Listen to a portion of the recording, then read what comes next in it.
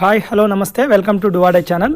తీవ్రమైన నేరాల్లో ప్రమేయం ఉంటే పోలీస్ శిక్షణకు అనర్హులే, సాధారణ కేసులుంటే ఆమోదం, నేటి నుంచి కానిస్టేబుల్కు శిక్షణ అనే పేరిట ఆంధ్రజ్యోతి హైదరాబాద్ దినపత్రికలో ఈ నేర చరిత్ర ఉన్న కానిస్టేబుల్ ఎవరైతే కొంతమంది అభ్యర్థులని ఆ శిక్షణకు వెళ్లకుండా ఆపబడిందో వాళ్ళకు సంబంధించినటువంటి ఒక శీర్షిక అందించడం జరిగింది.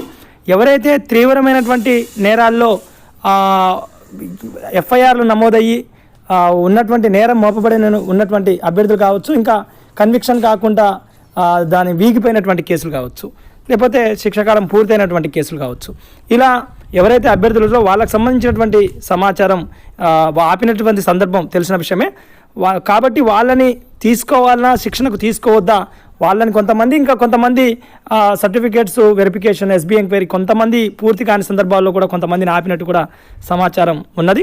అయితే ఈ నేర చరిత్ర ఉన్న కానిస్టేబుల్ అభ్యర్థులను శిక్షణకు పంపాలా వద్దా అనే అంశంపై నియామక మండలి ఏర్పాటు చేసిన కమిటీ స్పష్టతనిచ్చింది.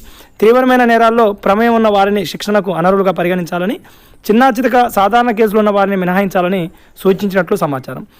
ఇక అంతిమంగా సరే ఏదేమైనప్పటికీ సాధారణ కేసులు ఉన్న వాళ్ళకి వెసులుబాటు కల్పించడం అనేది గొప్ప అవకాశం.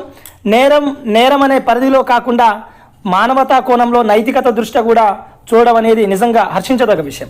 ఎందుకంటే టెక్నికల్గా చూసినప్పుడు ఏదైనా నేరంగా పరిగణించబడుతుంది, కానీ నైతికత కోణంలో చూసినప్పుడు ఇది ఒక గొప్ప అవకాశంగా అభ్యర్థులకు ఇచ్చినటువంటి వరంగానే చెప్పుకోవచ్చు. ఇది ఒకటిగా కానిస్టేబుల్ కొంత కాలం 10-15 డేస్ లేదా 1 మంత్ లేటుగా అయితే ఖచ్చితంగా వాళ్ళని ఈ బ్యాచ్ ద్వారానే అపాయింట్మెంట్ ఇచ్చే సందర్భాలు ఉంటాయి.